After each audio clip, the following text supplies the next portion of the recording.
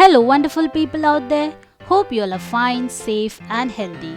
We always encounter minor injuries in our everyday life, from burning your hands on the stove tops to cutting your fingers while chopping vegetables. We are ready to face them too. Oh, baby. But are you ready to face the major ones? Experts say that various complications to a hazard, including a death, could have been avoided if prompt actions were taken. I can't breathe. Let me call for help. Well, you should call for help. But let me show you some important first aid and safety measures that would help you and your near ones. Because real heroes don't wear caps. Oops, sorry. Fractures. Fractures are nothing but broken bones. You'll need medical help if there is heavy bleeding, deformity, you can see the bone from your skin, the extremities of the injured limb turns blue, or if the person is unresponsive. So my tips are, do not move the injured area. Do not try to realign or push that bone of yours back in. Try not to move the person except if necessary to avoid any further injury. Stop that bleeding. Apply pressure over the site of bleeding with a piece of cloth. Ice packs act as local anesthesia and is a pain reliever. Apply ice to the affected area wrapped in a piece of cloth. Identify for signs of shock. The person feels giddy, breathing becomes rapid. If you feel so, lay the person down with head, slightly lower the trunk and elevate the legs. Burns. Burns can be due to contact with flames, chemicals, electricity or smoke inhalation. Take your own time if there is just superficial redness. Blisters. Blisters filled with fluids protect you from infection, so try not to break them. If it already has, clean the area with mild soap and water. Go for an antibiotic ointment and if rashes appear, stop using the ointment. Apply a lotion that contains moisturizer after the burn is completely cool. Bandage the site as it keeps the air off and reduce pain.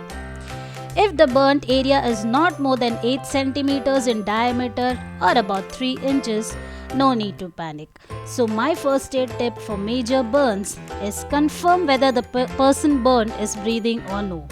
Make sure that you remove those jewelries, belts and other accessories from the burnt area and neck because burnt areas swell at a very faster rate.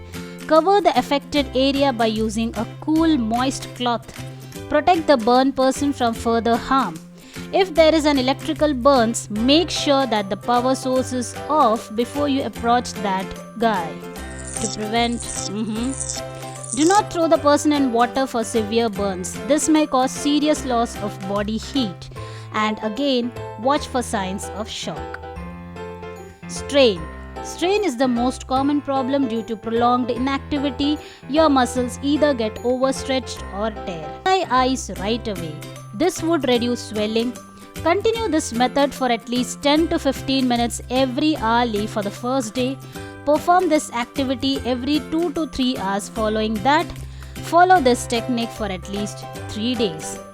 Rest the site at least for a day. Apply an elastic bandage for at least initial 48 hours and elevate the area above the heart level to reduce swelling. Breathing difficulties. Do not take this condition for granted. It is always a medical emergency. It can arise if the person is asthmatic, anemic, or has any heart and lung infections, or you and your friends may be at a very high altitude, cardiac arrest, external injuries to the neck, chest, allergic reaction, or near drowning. So my first aid tips, loosen any tight clothing. If the person is on any inhalers or oxygen, help him with that. Continue to check the person's breathing and if you do not hear any abnormal sounds like wheezing, do not assume that the person is alright. If there are any open wounds in the neck or chest, close them immediately with a plastic bag or a wrap or pads because you do not want the air to enter into the chest cavity. Here buddy, drink it. Nah. Do not offer any food or drinks. Stabilize the neck. Seizure. According to experts, about 1 in 10 people experience seizure during his or her lifetime. which means seizures are common and one day you might need to help someone during or after a seizure. So my first aid tips: stay with the person until the seizure ends and the person is awake. Turn the person to one side, this would improve breathing. Clear the area to prevent injuries. Place anything soft like a jacket under the head.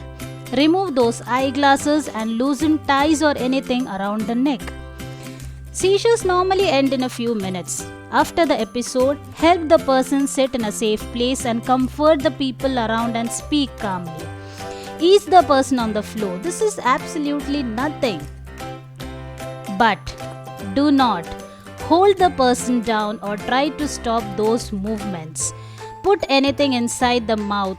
Give mouth-to-mouth CPR. Choking. Choking happens when the airway gets blocked. If there is mild choking, encourage the person to cough. The person will normally cough it out and spit the object. Do not try to put your hand or fingers in their mouth as they might bite you accidentally.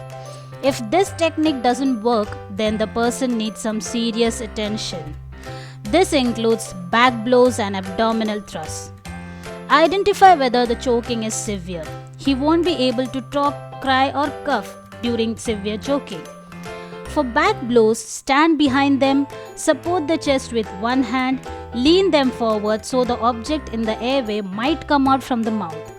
Give up to 5 sharp blows between the shoulder blades and check if the blockage has cleared. If not, start for abdominal thrusts. Stand behind the choking person. Place your hands around their waist. Clench the fist of one hand as you can see in the picture and place the other on top of it. Bend the person forward and pull sharply inwards and upwards.